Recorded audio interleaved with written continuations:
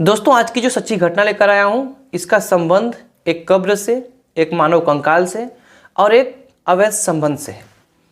7 जनवरी 2026 को उत्तर प्रदेश के कानपुर की पुलिस जब एक जगह पर पहुंचती है और लगभग 4 मजदूर मिलकर जो है उसकी खुदाई प्रारंभ कर देते हैं, जिनके हाथ में फावड़े होते हैं।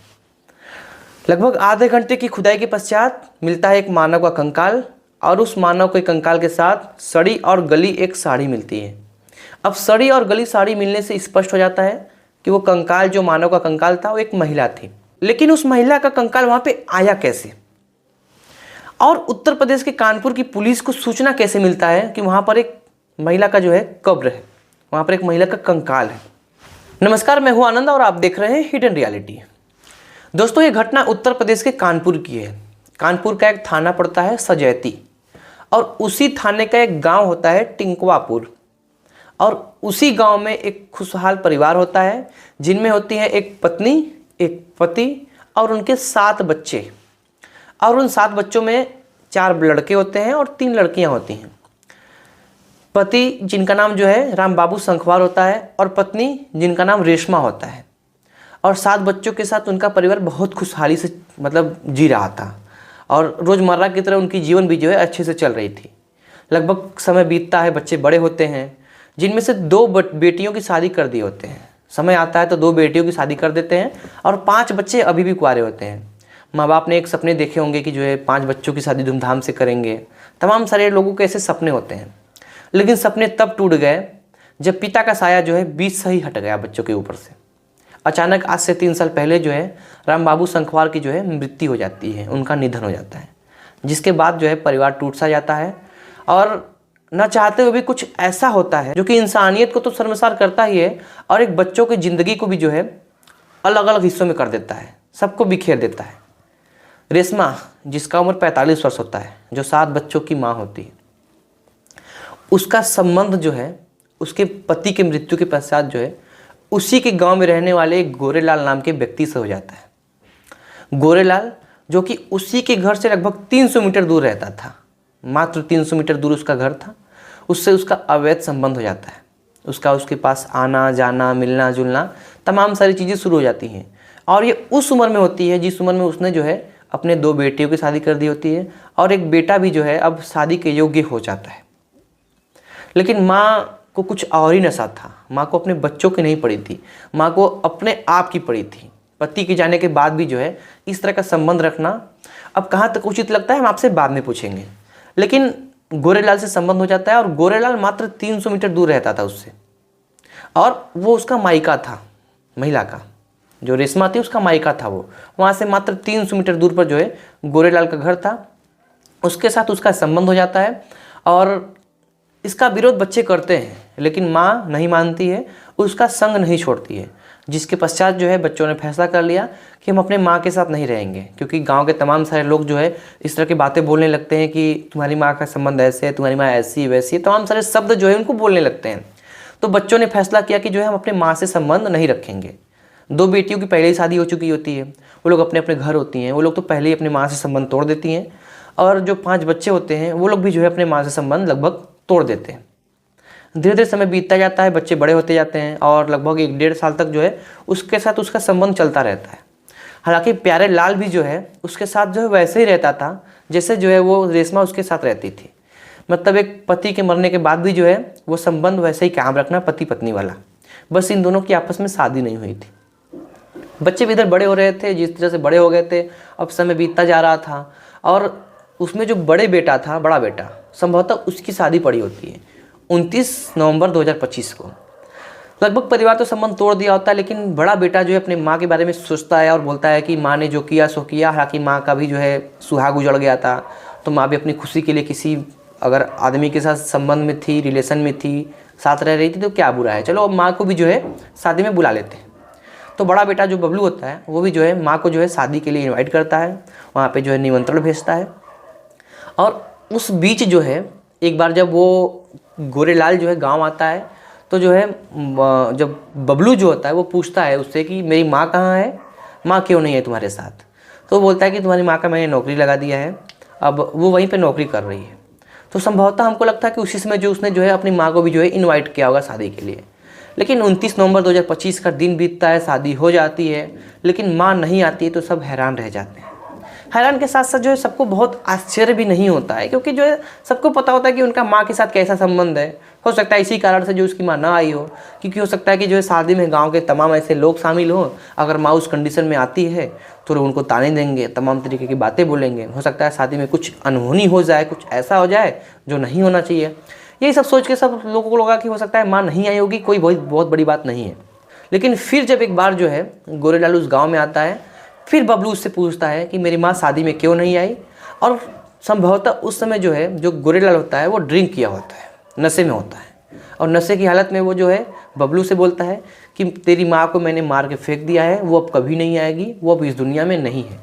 इतना सुनने के बाद जो है जो बबलू होता है उस पर भड़क उठता है और दोनों में फिर जो एक बार झगड़े होना शुरू हो जाता है। उसी बीच जो है कोई तीसरा व्यक्ति जो है पुलिस को इन्फॉर्मेशन देता है, जिसके पश्चात पुलिस वहाँ पहुँचती है और गोरेलाल को जो है वहाँ से जो है अरेस्ट कर लेती है। अरेस्ट करने के पश्चात जो है शांति भंग में उसके ऊपर जो है चालान कर देती है, क्योंकि जो है गोरेलाल जो है शराब के नशे में होता है और जिस तरह से उसके साथ जो है मतलब मारपीट कर रहा होता है, बहस कर रहा होता है, उसके बाद जो उसके ऊपर जो है चालान कर देती है शांति भंग में।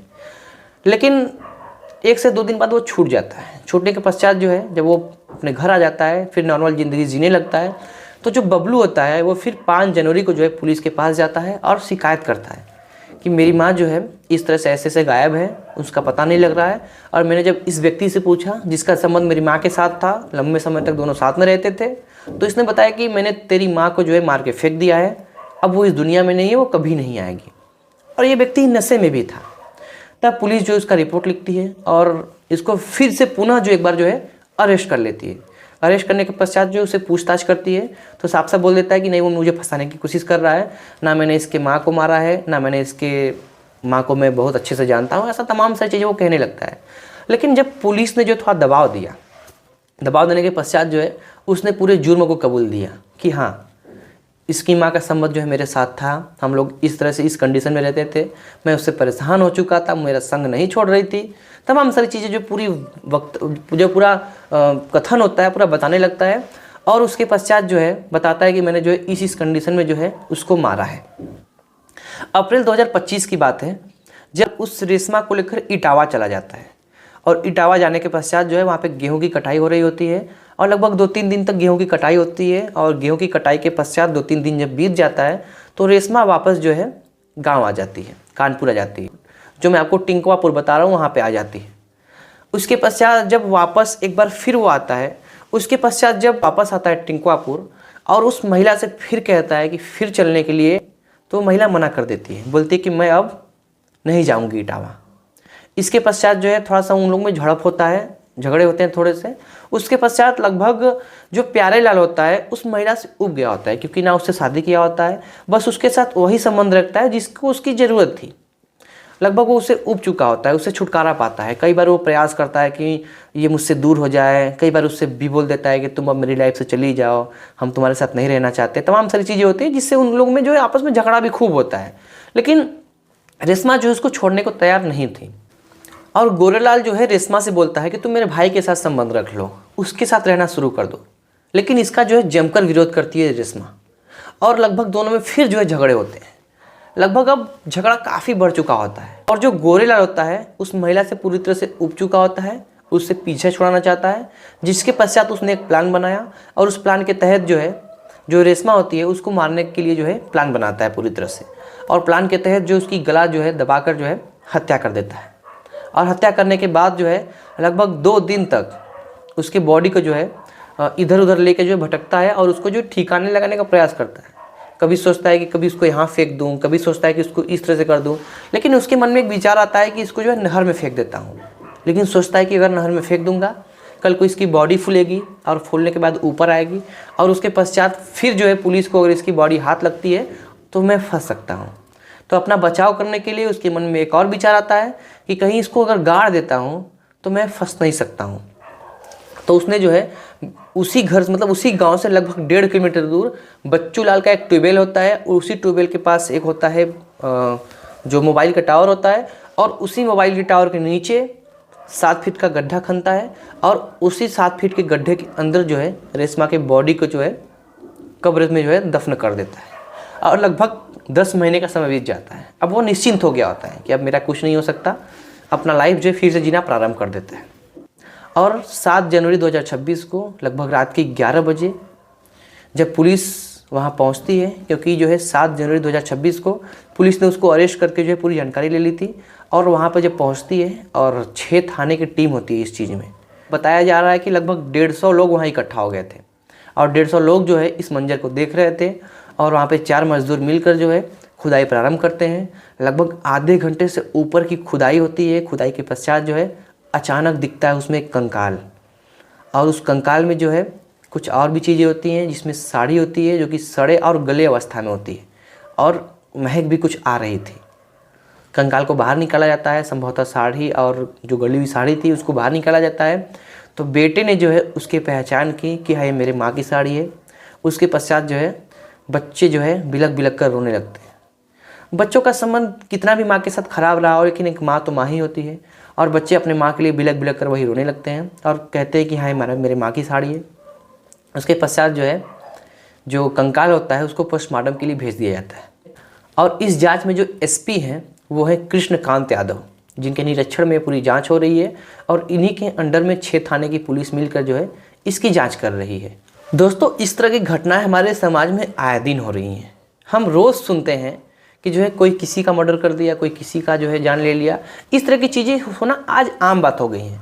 लेकिन एक महिला जिसकी उम्र 45 वर्ष थी, जिसके पति के जाने के बाद जो है उसका कर्तव्य बनता था कि वो अपने बच्चों के साथ जो है उनका ख्याल रखे, उनकी खुशियों में शामिल हो, और संभवतः बच्चे भी यही चाहते थे।